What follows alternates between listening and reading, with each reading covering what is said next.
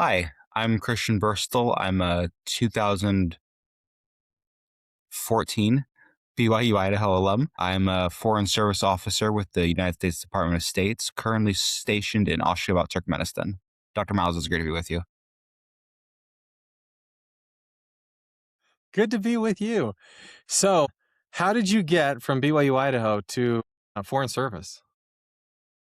Uh, it was uh, it was really great at the time that I was a BYU Idaho student.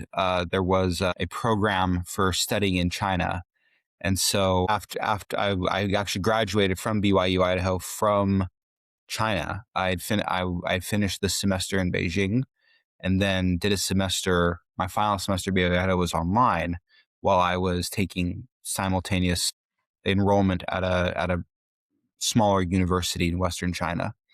When I finished my courses, I I worked in the private sector in China for about a year, during which time I was looking for opportunities. One of the things I discovered during that year was a State Department fellowship, the Wrangel Fellowship, which covered the cost of grad school and what's the word I'm looking for, and also connected me with the State Department. And so, because of the fellowship, which was very competitive, I was then admitted non-competitively into the Foreign Service. And so, where did you do your graduate school work? I did. I was a student of Johns Hopkins School of Advanced International Studies. I did 1 year in Nanjing, China, and the second year in Washington D.C. Wow. Do you think that your knowledge of Chinese helped you with the application process?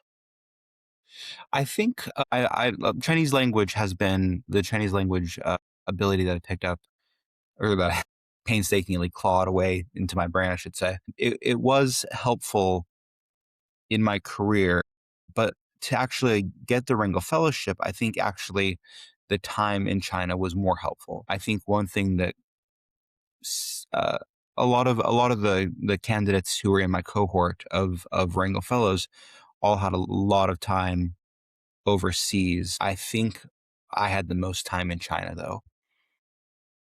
The fellowship wasn't necessarily looking for, and isn't looking for, students who spent a lot of time overseas or even a lot of time in China. They're looking for students who come from a wide variety of backgrounds, who have a wide diversity of skill sets and experiences. But certainly the time in China gave me something to talk about during my interview, and has been, I think, really instrumental in demonstrate, or was at that time, in demonstrating that I'm the kind of person who can find opportunities and I can thrive in other cultures, which has been something that has been useful to me my entire career. Yeah. So, did you have to take the foreign service exam in order to get the fellowship? No, I had to. Passing the foreign service exam is mandatory for everyone all the time. The reason I say that there is non-competitive entrance into the foreign service is because usually when people take the foreign service exam, which is like a three-phase exam ending with an oral interview, based on the results of that oral interview, you're placed on a ranked list, and then you're called in based on your position on that list. Because of the fellowship, even though I did have to pass the oral interview, position into the service, I was ranked at the top of the list just because of my status as a Wrangel Fellow. So I did. Sorry, to answer the question you actually Yeah. asked. Yes, I did have to pass the Foreign Service exam. I'm familiar enough with the foreign service to know that there's different tracks you take in the foreign service. What are those tracks and which one are you on? The five cones, we call them these days, I think, Oh, yeah. of the even Yeah. I can't keep track of them, which gives you an indication of how important it is to one's foreign service career. Let's see if I can list them without looking: political, economic, consular, public diplomacy, and management. I am by assignment a political officer, but I'm currently doing an economics job.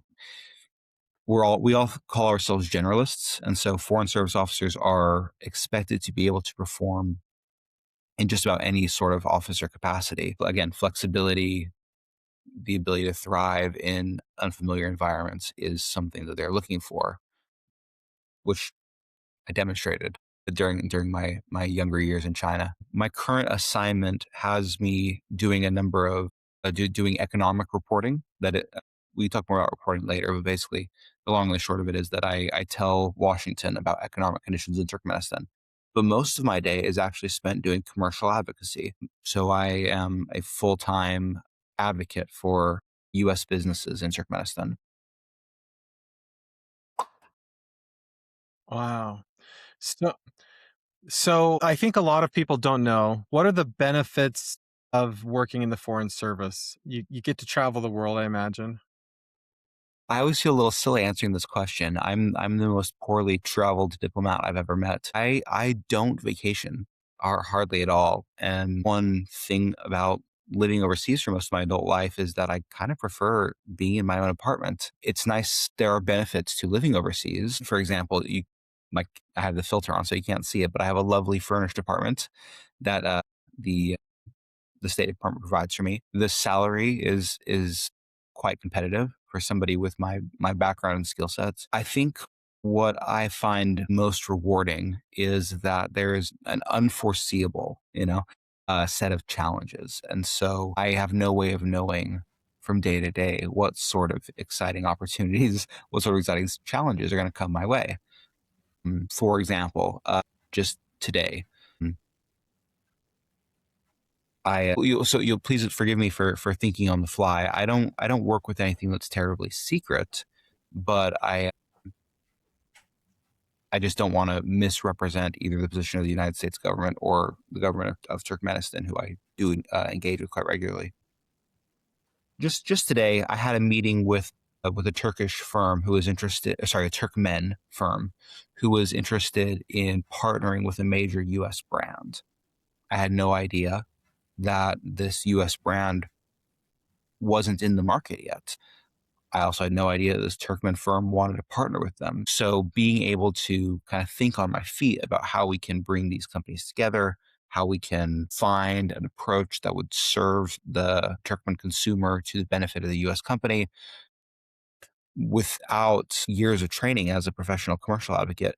I find that kind of stuff really, really rewarding. I hope that fully answers your question. Yeah, I think it's great. Do you have to learn the language in all the different countries you're assigned to work in? Uh, It all depends on assignment. I was trained in Russian to work here. Some of my colleagues receive training in Turkmen language, and some did not receive any language training at all. It all depends on your assignment. I've done, I don't think I've done any English language assignments, though.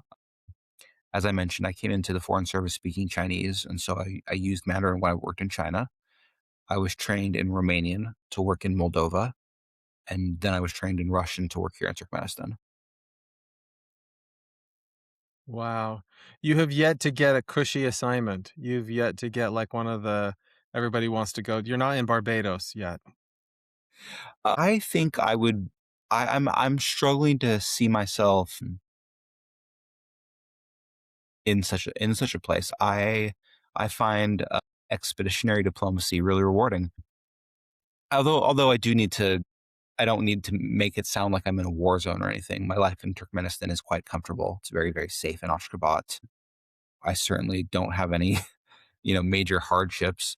And Moldova again. Moldova is by some measures the poorest country in Europe, but I safely ensconced in Chisinau City, lived very well. I think all of the places I've worked have had either very challenging or very new relationships with the United States.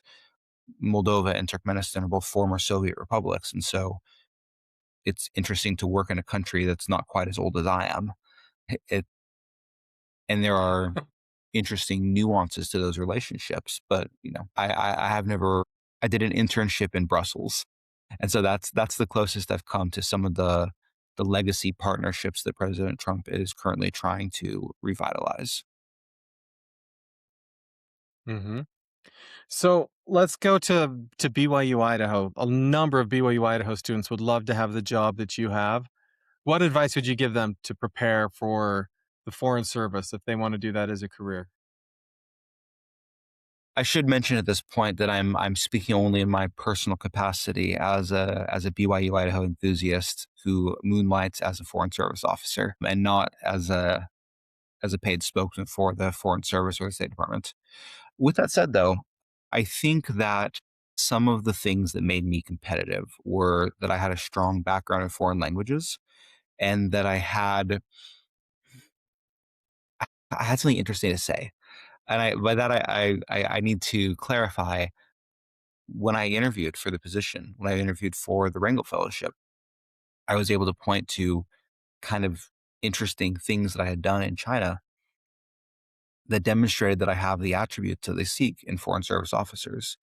These attributes are known as the 13 dimensions, and you can Google them. But I was able to demonstrate that even the fairly entry level things that I had done in China demonstrated the sorts of traits that they seek in foreign service officers. With that said, things that can be done, look for opportunities to do interesting things that they don't always have to be overseas. They don't. I would just say that volunteering in a place in the United States, doing something that not everyone does, I think would be helpful. Anything that you can do that can demonstrate that you are a flexible, resourceful person who has something interesting to say will serve you well no matter what you do, but especially if you are interested in joining the Foreign Service. Do you think that political science majors are at a disadvantage because so many of them want to be in the Foreign Service? Are they at a disadvantage for joining the Foreign Service compared to like computer science Yeah, like, majors? do you think the Foreign Service would rather you major in, yeah, like math or physics or I don't know, art? No, I don't think that at all. I mean, a number of the Foreign Service officers kind of come from backgrounds that you'd expect. They are political science or foreign language majors at sort of liberal arts colleges. I mean, there's the stereotype of the Foreign Service officer as being pale, male, and Yale, and I sort of check all three actually. But I don't think political science students are at a disadvantage at all because even though that is sort of the most typical path to the Foreign Service, it's by no means like a prejudiced one. Political science in most Yeah. universities, and especially in BYU Idaho, has a very strong interdisciplinary approach. It rewards curiosity and rewards flexibility and creativity. Not speaking about my own tenure at BYU Idaho, but some of the students I worked with they came from all sorts of backgrounds. I remember I was constantly competing with this kid who was like a farmer from Montana, and he was consistently like neck and neck with me in almost all my classes. He makes a lot more money than I do now, so I guess he came out ahead in the long run. But I joined I joined the Foreign Service, so whatever.